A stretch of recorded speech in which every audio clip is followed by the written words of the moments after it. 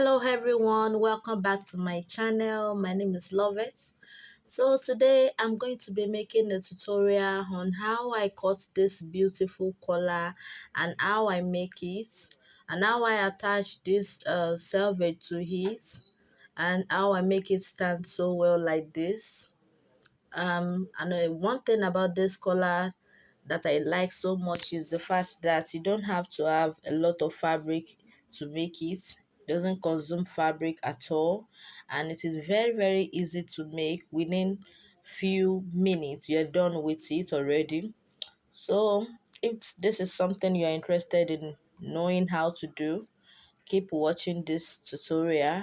And please, if you're here to subscribe to my channel, I will urge you to do so and click on the notification bell in order to be notified anytime I drop a new video.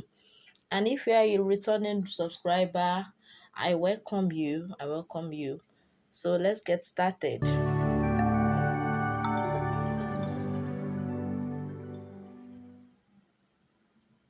So what you're looking at right now is the basic body that I will be using.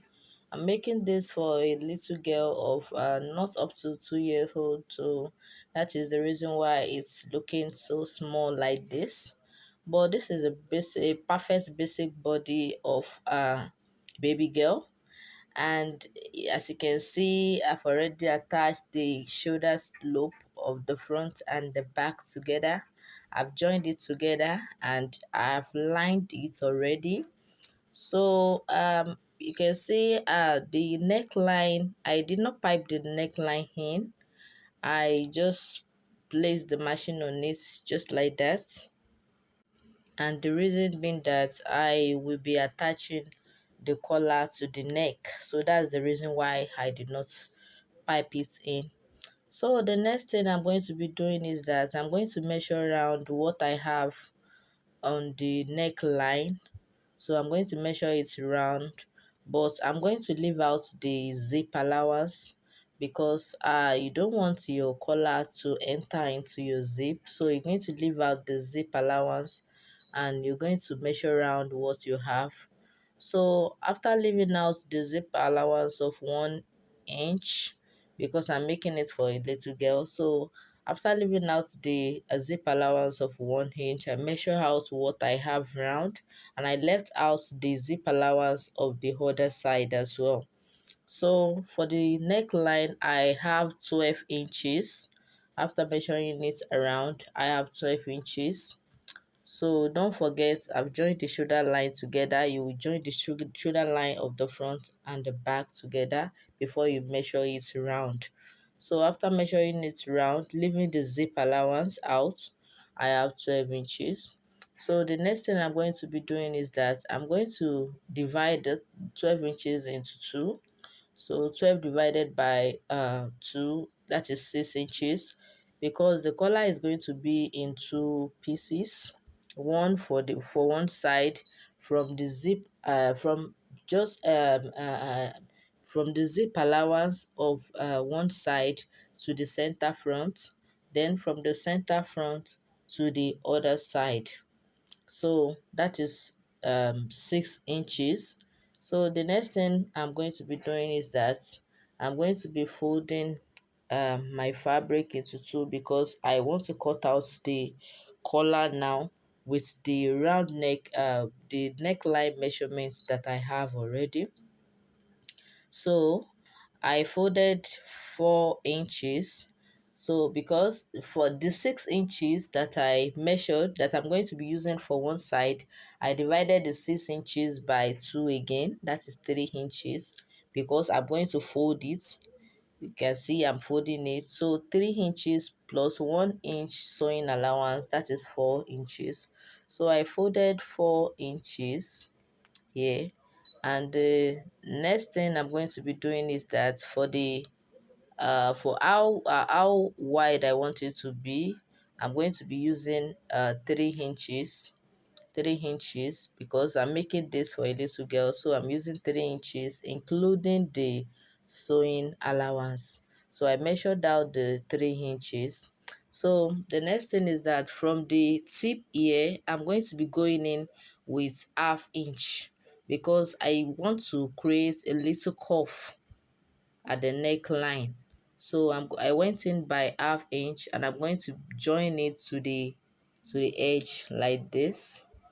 So the next thing I will be doing is that I just gave it a little curve at the to give it a little shape. I want it to have like a round shape at the front, so I'm giving it a little curve. So the next thing is to cut it out. It is as simple as it looks. So after cutting it out, this is what I have. You can see how beautiful it's looking, and you can see the little curve at the end there. That is the neckline. So placing it on the neckline, you can see how it's looking.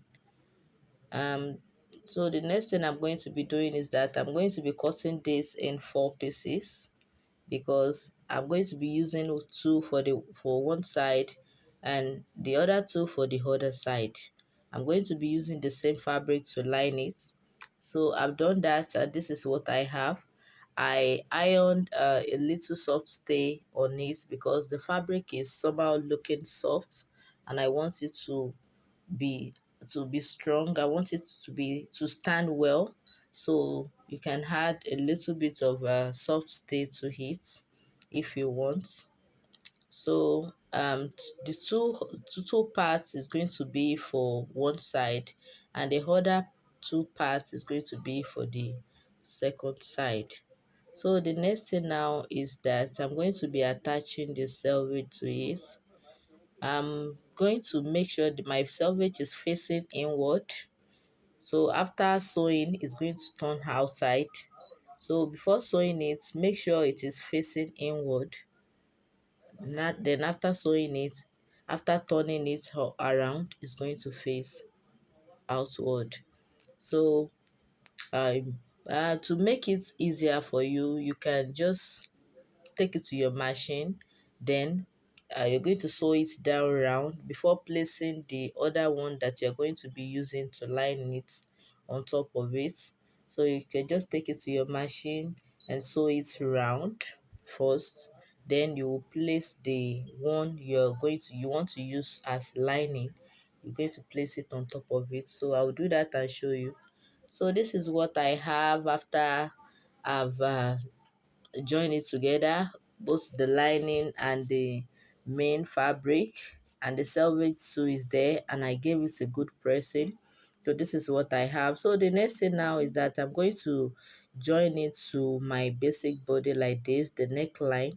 So I'm going to start from the front of the zip allowance of one side, as you can see. So I'm going to sew it round to the center, and I'm going to place the second one as well, and I will sew it round as well.